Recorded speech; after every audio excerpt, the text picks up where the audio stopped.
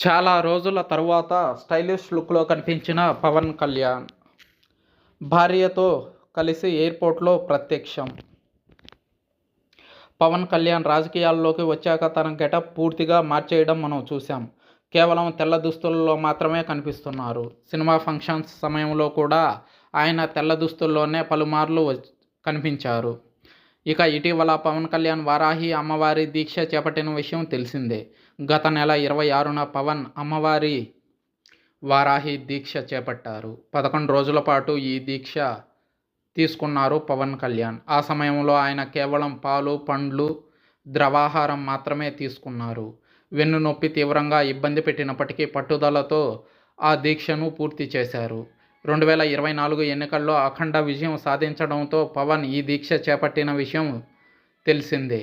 అయితే పవన్ కళ్యాణ్ వారాహి అమ్మవారి దీక్ష చేపట్టిన సమయంలో ఆయన చెప్పులు వేసుకుని కనిపించారు. దీనిపై వైసీపీ శ్రేణులు తీవ్ర అభ్యంతరాలు వ్యక్తం చేశాయి.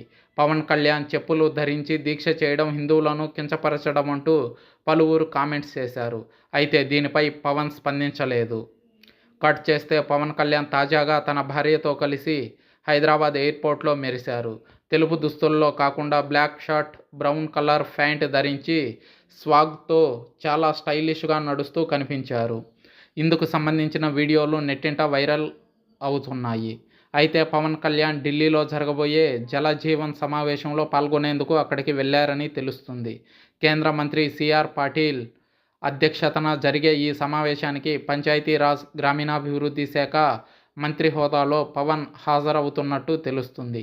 తొలిసారి కేంద్ర మంత్రితో సమీక్షకు హాజరు కానుండటంతో ఈ పర్యటనకు అత్యంత ప్రాధాన్యత ఏర్పడింది.